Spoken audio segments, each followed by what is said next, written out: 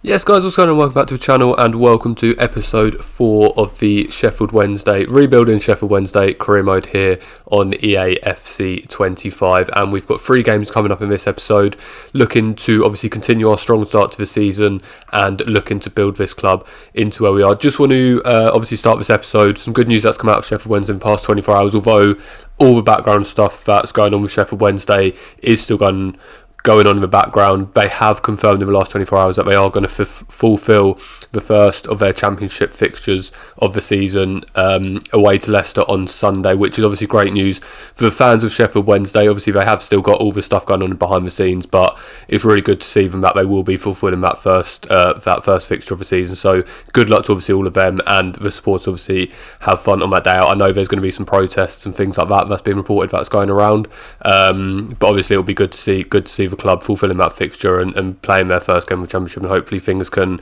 improve from there. But aside from that, if you want to obviously look more into the Sheffield Wednesday story in real life and what's going on at that club, then obviously have a research of it yourself. I haven't got all the answers or anything like that, so have a look into that yourself. But going back into obviously the career mode for ourselves, we started off this episode with the game at home against West Brom, a strong West Brom side. They came into the game in 4th position, and obviously West Brom are a renowned, really good championship side, if we're being totally honest. But we got a really good start, to be fair. We went 1-0 up through Barry Bannon's free kick, which the reason for that free kick, which you would have seen, one of the West Brom players, they brought down Ikugbó and they did get a red card in the 9th minute. It was a really bad challenge. You saw on the replay, actually. It didn't look, when it first happened, I didn't think too much of it, and then I saw the replay and he absolutely sliced Ikugbó in half. Luckily no serious injury or anything for him. But we obviously did take a free kick. The captain, Barry Bannon, who's been so loyal to Sheffield Wednesday throughout this whole saga in real life, he managed to convert the free kick to give us a 1-0 lead early on. But unfortunately for us, you can see there, we did get pulled back to 1-1. Dominic Iorfa, he scored the own goal. The West Brom player went through. Pierce Charles made the save, but unfortunately it ricocheted back off Iorfa, and Iorfa scored the own goal to put the score to 1-1. So that's how we went into half time. But going second half, a strong start here. Ikugbó plays the ball to Ingleson. We know what Ingleson can do from range. We've seen it in previous episodes. He scored a couple in the last episode. He scored one against Blackburn, obviously in the Carabao Cup as well. And unfortunately for us, that shot was saved from a keeper, so couldn't quite replicate it. But we did get a chance from the corner. The chance there, shot on the right hand side of the box, but unfortunately again the West Brom goalkeeper managed to make the save. But we kept digging. Nathaniel Chalobah, absolute journey, not really a journeyman to be fair, but he's been around for a while. He fired one from the edge of the box, but unfortunately for us it hit the crossbar and ricocheted off, and nothing back from that. So the scores did stay at 1-1. But I wanted to show this clip of Campbell here. It doesn't amount to anything. The keeper managed to make the save when the crossfield ball came in. But I've spoken about Campbell a lot. Obviously he has scored a couple of goals for us, so hopefully everyone is getting the idea of how good he is. But I wanted to show that because that's really what Campbell's season has all been about, in terms of down that left-hand side, using his pace, absolutely skinning the right backs and getting across and getting the balls into the box, and that's what he's all about. So hopefully that gives you a little glimmer. I know it's only one clip, but I just wanted to give a little glimmer into what he is and how good he is playing for us. Chalobah got a good chance at the end as well with a decent shot, but unfortunately for us it went over, and the game did finish 1-0, which, to be fair, against a good West Brom side, we will definitely take.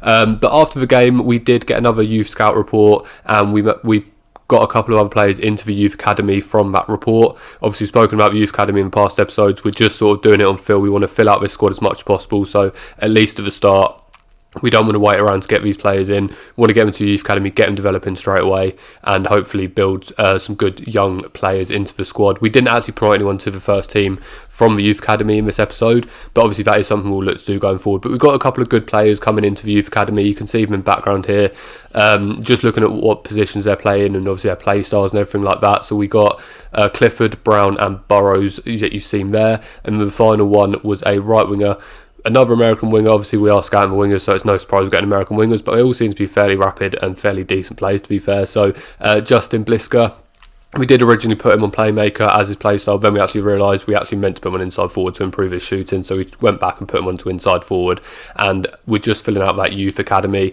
Obviously if there's real gems straight away, we will put them straight into the sort of first team squad, But if we've got enough players in certain positions and we're happy with what we've got in the first team squad, and unless there's a real need to, we'll just keep them growing in the youth academy and obviously just bring them up as and when we can. But going to second game, it was against Coventry away from home. Coventry were actually performing better than that West Brom team we just played. Coventry actually came into this game in second place in the league, and you saw there Jack Rodoni had scored three goals in 3 games. So we're obviously wary of him and wary of Coventry as a whole because of the form of the position in the league they're in. But we did get a good chance here, so the ball, Ingleson won the ball back, it fell to Campbell, then Bow manages to get the chance there. Unfortunately the keeper did save it, but for some reason, I don't know what the Coventry defender's doing there, plays it square across the box, straight into Bow, and Bow has an easy finish just to put it away, to put us 1-0 up, away from home to Coventry in the sort of 10th, 11th minute, which was a really good start for us. And we knew Coventry weren't going to go down lying down. Haji Wright gets a chance there. Fortunately for us, just goes round the side of the post, and Coventry kept building from that. Their play down the right hand side was really where they were strong, they were causing us problems. And you see here another chance, a ball through to Mason Clark. Fortunately for us, Pierce Charles was there to keep it out, and the follow ups didn't amount to anything, with Ben Shafe just putting the ball wide of the post. So we were looking in a good place. Obviously, we still have a 1-0 lead. We were just obviously wary of what Coventry could do to us. But a long ball from a goal kick from Pierce Charles eventually finds its way to Jamal Lowe. He wins the ball ahead of a defender, fires one in past a goalkeeper, and gives us 2-0 lead. An unexpected 2-0 lead, to be fair. As I say, based on where Coventry came into this game in their league position, we weren't expecting for the game to be easy, but to be 2-0 up inside sort of the first 30 minutes was definitely a surprise to us, but definitely a welcome surprise. And then Ikugbo gets a chance here into the second half, 5 minutes into it, and puts us 3-0 ahead, which was a massive shock to us. But just going back obviously onto that Jamal Lowe goal, sometimes route one's the best way. It was just a long ball over the top from keeper, a couple of flick downs, and Jamal Lowe was there to finish it off. But we knew we were comfortable at 3-0, but we knew we didn't want to obviously take too many risks.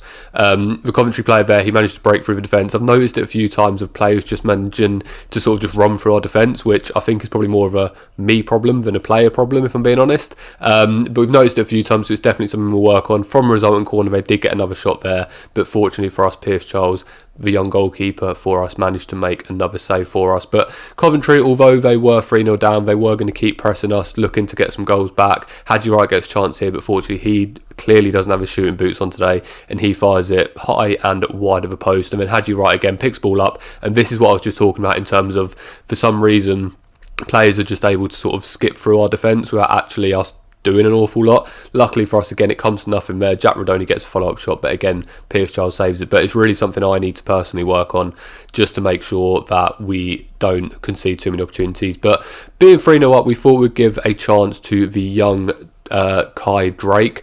If you saw the last episode, you'll remember that we promoted him in the last episode from the Youth Academy. He is actually a central defence midfielder when he came through, but 6'6", we converted him to, or we're in the process of converting him to a centre-back, and that is where he came on in that game. And you'll see here as well, against Bristol City, for the last game of the episode, he actually started in left-back. We made a few changes here. Obviously, this is a midweek evening game.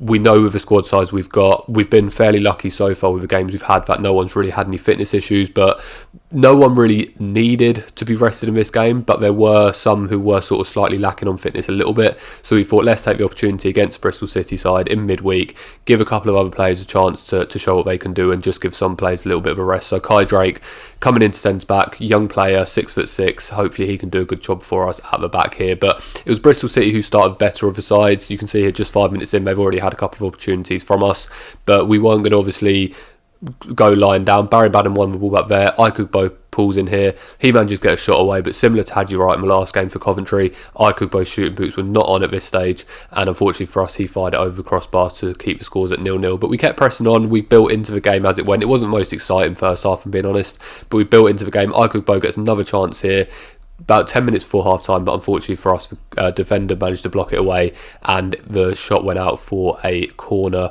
kick to us. So again, not the most exciting first half. There's a few highlights here back and forth. We did build into the game, but the corner came short. Kabaki flicks it in, and there the man is, Ikugbo. You saw him at the start. Before the game, he'd scored 2 and 2. He was the main focus of this game, or not 2 and 2. He scored 2 in the last game, should I say. He was the main focus coming into this game, and he gets another goal there. As I say, Kabaki flicks the ball in.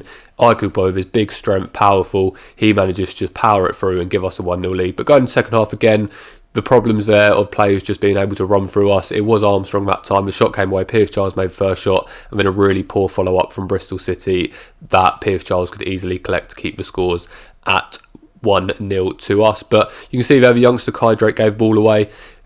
Dishon Bernard, who's playing alongside Kai Drake in defence there, he comes across to make the challenge, mistimes his challenge completely when Bristol City play knocked the ball forward, and it is another red card for this episode.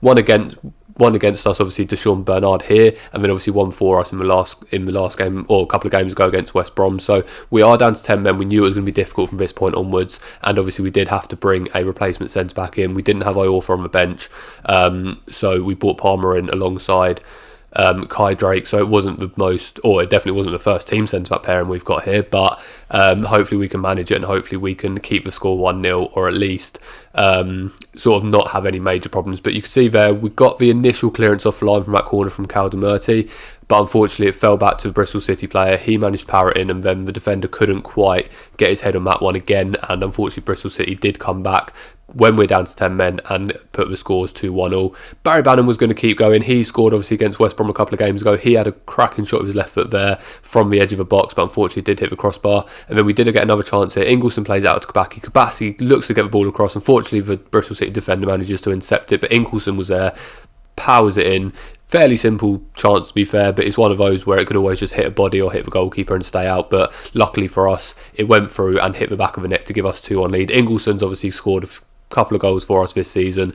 That one's not quite as fancy as some of the other ones, but we'll definitely take whatever we can. But unfortunately for us, we couldn't hold on for too long. Bristol City, similar to one of our goals against Coventry, they just play the ball long, ball gets knocked down, Armstrong's there, and he manages to finish it. And you can see there the suspension for Bernard as well from that red card. But we did actually get our first international management offer. We did, of course, reject it. We're not at that stage of our career at the minute to take on any extra work or go international, so that was that. But that's going to bring us to the end of this episode. As always, thanks for watching. Make sure you like and subscribe, comment any suggestions down below.